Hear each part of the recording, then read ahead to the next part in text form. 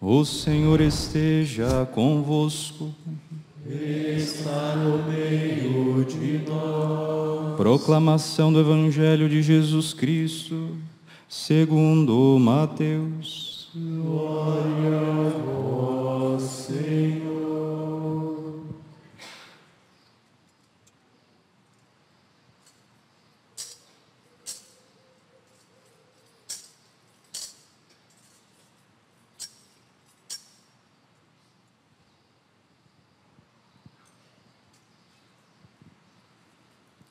Tendo nascido Jesus na cidade de Belém, na Judéia, no tempo do rei Herodes, eis que alguns magos do Oriente chegaram a Jerusalém perguntando: Onde está o rei dos judeus que acaba de nascer?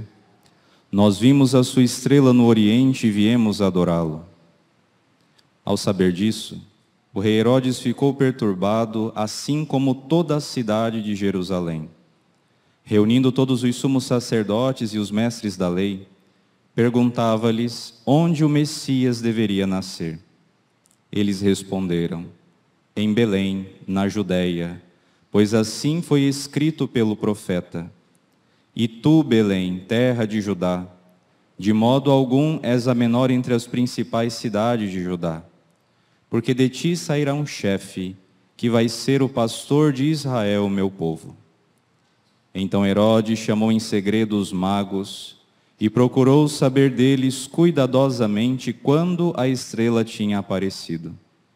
Depois os enviou a Belém, dizendo: Ide e procurai obter informações exatas sobre o menino, e quando o encontrardes, avisai-me, para que também eu vá adorá-lo. Depois que ouviram o rei, eles partiram. E a estrela que tinham visto no Oriente ia adiante deles, até parar sobre o lugar onde estava o menino. Ao verem de novo a estrela, os magos sentiram uma alegria muito grande. Quando entraram na casa, viram o menino com Maria, sua mãe. Ajoelharam-se diante dele e o adoraram. Depois abriram seus cofres e lhes ofereceram presentes: ouro, incenso e mirra. Avisados em sonhos para não voltar a Herodes, retornaram para sua terra, seguindo outro caminho. Palavra da salvação. Glória a vós, Senhor.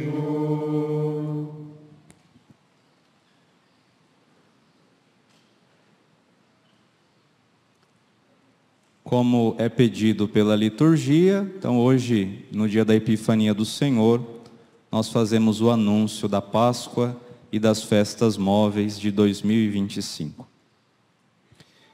Irmãos caríssimos, a glória do Senhor manifestou-se e sempre há de manifestar-se no meio de nós até a sua vinda no fim dos tempos. Nos ritmos e nas vicissitudes do tempo, recordamos e vivemos os mistérios da salvação. O centro de todo o ano litúrgico é o tríduo do Senhor crucificado, sepultado e ressuscitado, que culminará no domingo de Páscoa, este ano, a 20 de abril. Em cada domingo, Páscoa semanal, a Santa Igreja torna presente este grande acontecimento, no qual Jesus Cristo venceu o pecado e a morte. Da celebração da Páscoa do Senhor, procedem todas as celebrações do ano litúrgico. As cinzas, início da Quaresma, a 5 de março, a Ascensão do Senhor, a 1º de junho, Pentecostes, a 8 de junho, Corpo e Sangue de Cristo, a 19 de junho. O primeiro domingo do Advento ocorrerá no dia 30 de novembro. Também nas festas da Santa Mãe de Deus, dos apóstolos, dos santos e na comemoração dos fiéis defuntos, A Igreja peregrina sobre a terra proclama a Páscoa do Senhor. A Cristo que era, que é e que há de vir, Senhor do tempo e da história, louvor e glória pelos séculos dos séculos. Amém.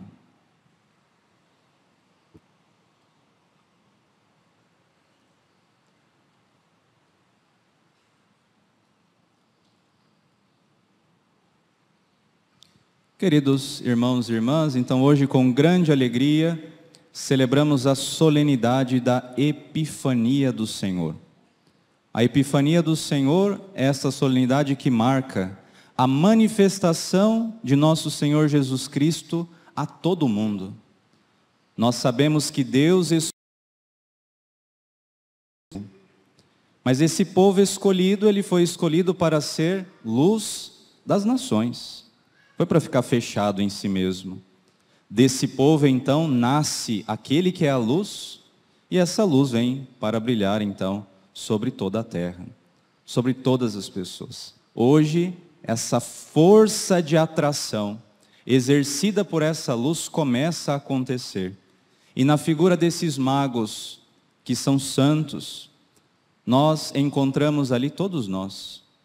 Se nós, pelo sangue, não pertencemos ao povo escolhido, nós somos tidos, pelo menos era essa compreensão naquela época, como povos pagãos, como povos gentios. E se eles foram aqui, nesses homens, estão simbolizadas todas as nações que um dia prestariam este mesmo culto, esta mesma adoração àquele que é o Senhor de tudo. Muito bem, sabendo disso, vamos entender hoje então o caminho que a liturgia de hoje nos propõe para meditarmos, para que assim nós possamos crescer na adoração e no serviço a esse Deus verdadeiro. Vejam só, existe um caminho natural para nós de alguma forma conhecermos algo de Deus.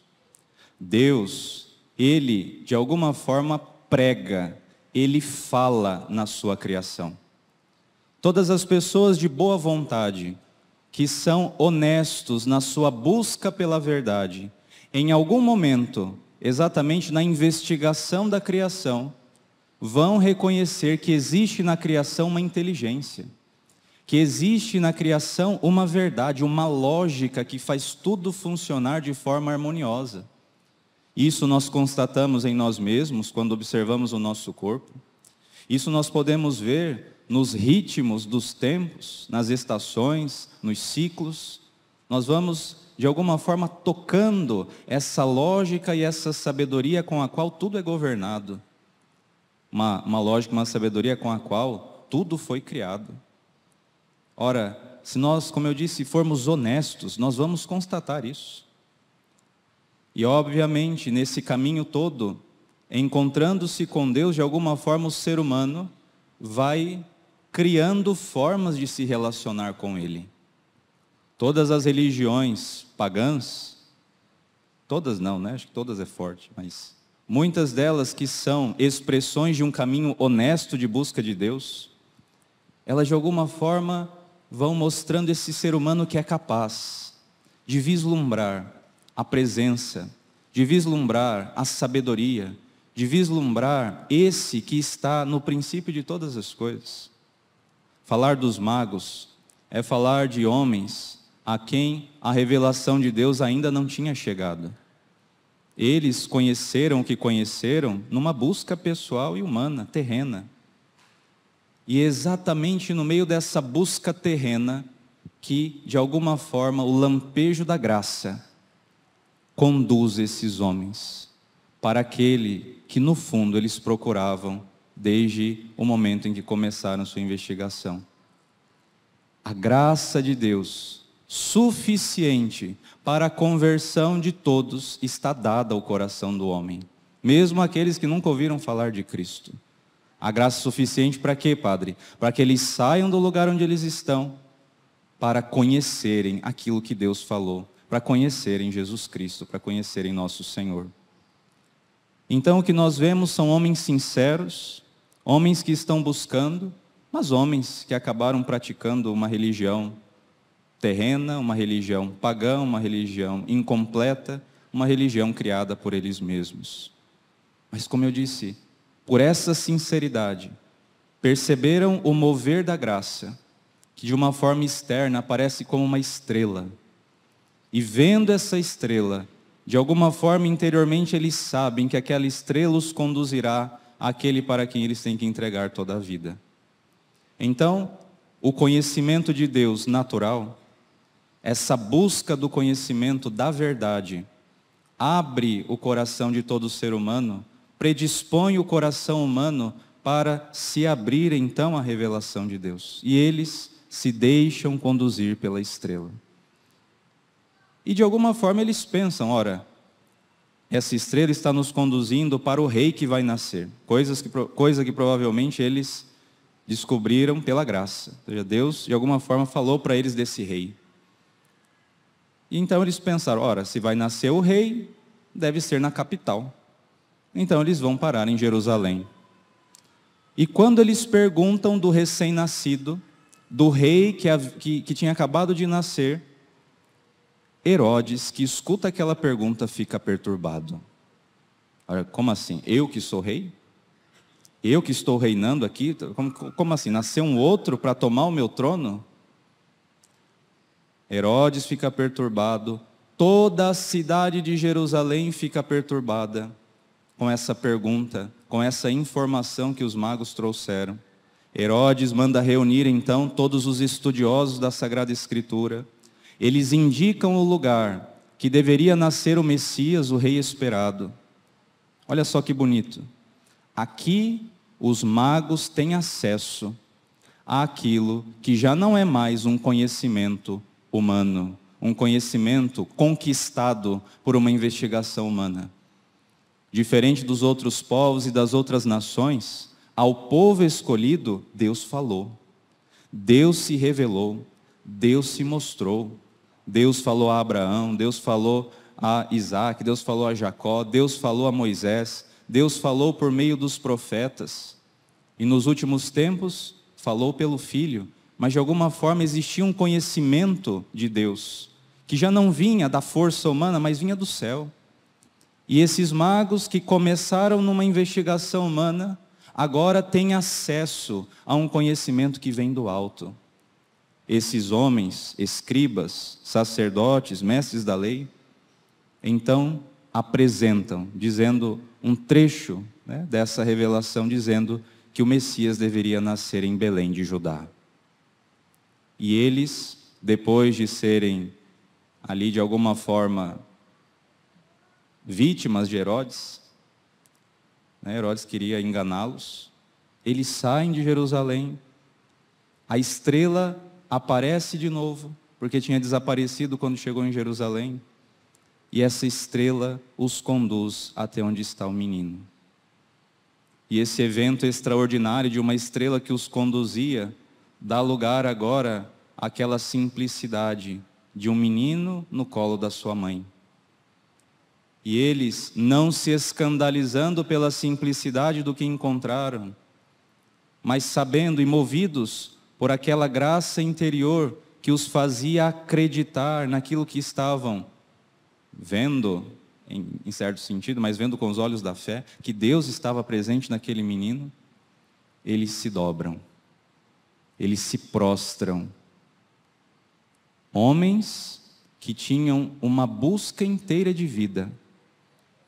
Não era uma criança que não sabia de nada e estava entregando a vida, não. Foram homens que construíram muitas coisas ao longo da vida e agora estavam derramando essa vida, com todos os teus tesouros, aos pés do menino Deus que tinha acabado de nascer. Vejam só. Olha só que coisa escandalosa. Quando os magos em Jerusalém perguntaram onde devia nascer o menino, e os judeus deram a resposta, nenhum judeu se alegrou, nenhum judeu seguiu os magos dizendo, nasceu? Então a gente vai lá com vocês. Ninguém fez isso. É escandaloso por quê? Porque todo o Antigo Testamento, todo o povo de Israel cresceu ouvindo falar da promessa do Messias, ouvindo falar que viria da parte de Deus o Salvador. Mesmo que eles não acreditassem totalmente nos magos, pelo menos uma atitude de dizer, vamos lá ver, porque a gente tem que provar para esses homens que é mentira. Nem isso, nem com isso eles se interessaram. Percebam a apatia na qual se encontrava o povo dito povo de Deus, o povo que estava na sede, na cidade amada, na cidade santa, onde estava o templo de Deus. Homens que cresceram e se formaram no estudo, não de um conhecimento terreno, de alguém que investiga coisas a partir de si mesmos, a partir da sua força natural, mas homens que investigam as verdades dadas por Deus a eles. Esses homens, embora tivessem muito conhecimento de algo revelado desde o alto, tratavam essas ideias, essas verdades, com tremenda indiferença.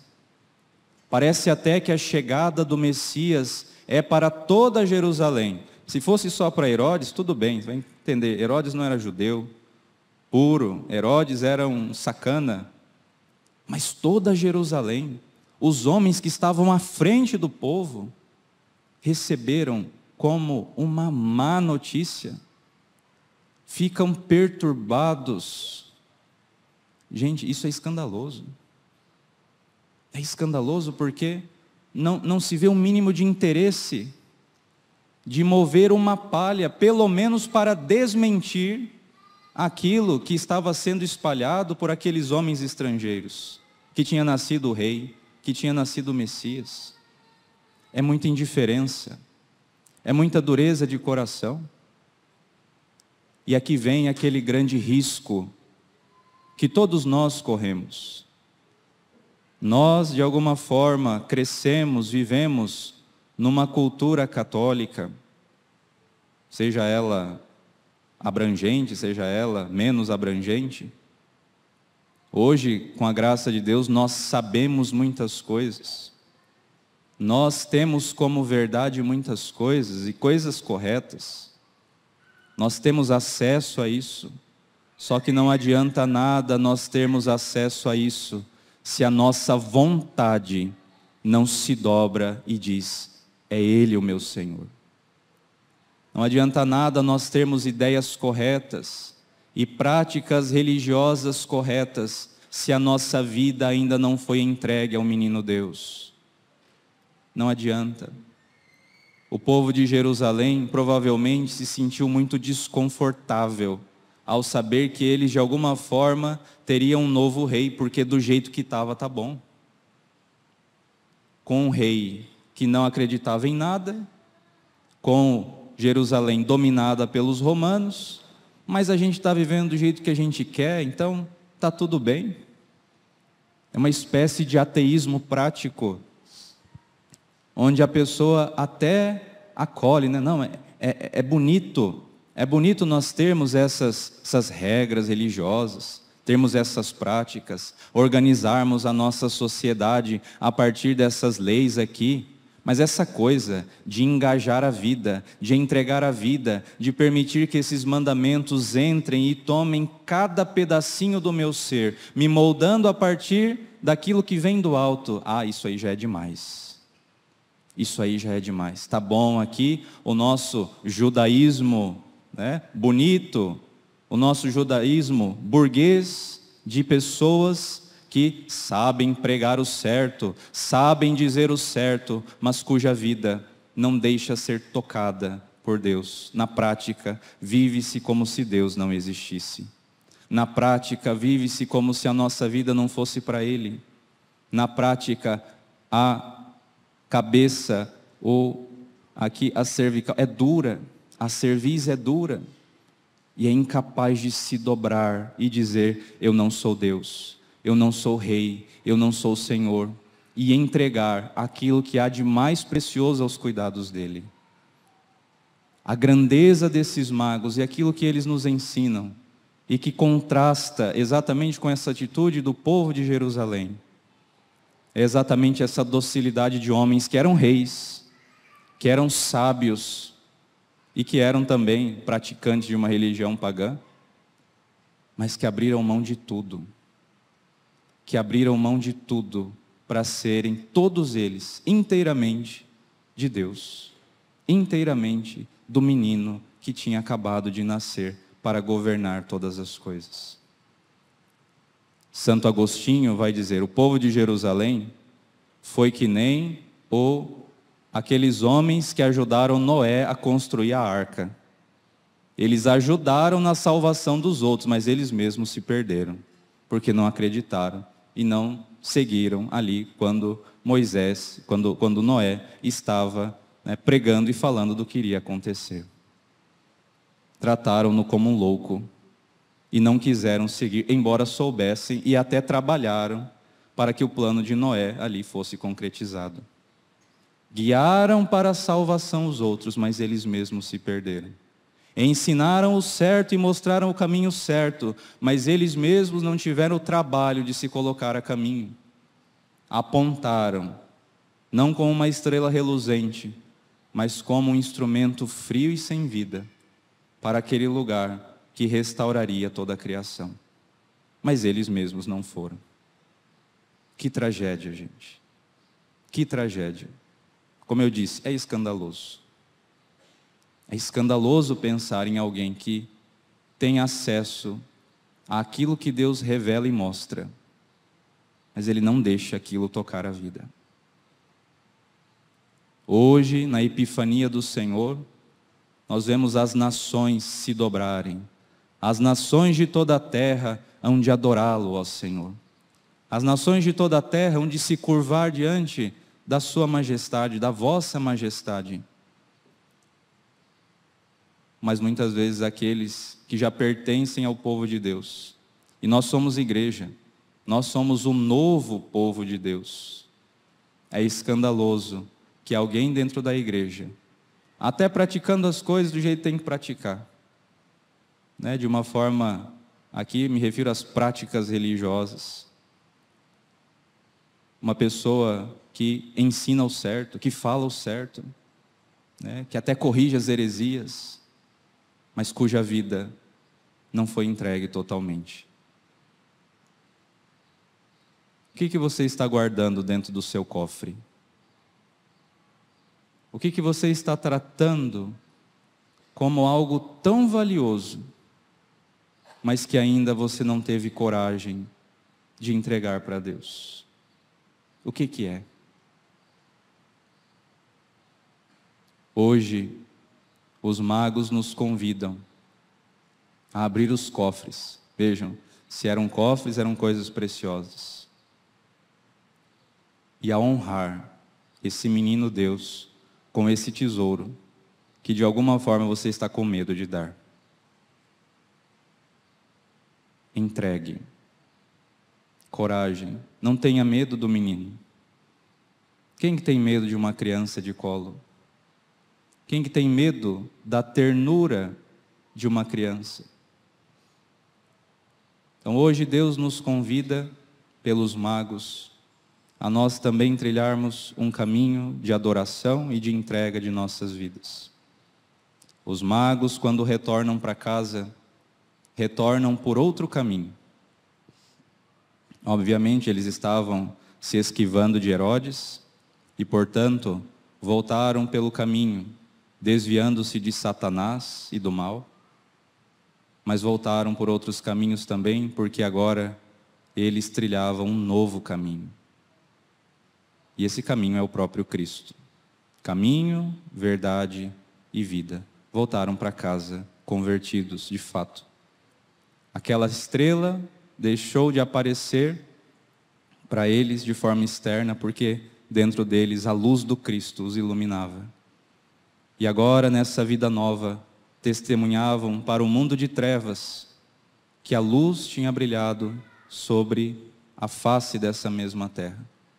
Que nós possamos com eles, hoje, depois de oferecermos aos pés do Senhor a nossa vida, voltarmos para casa também por outros caminhos.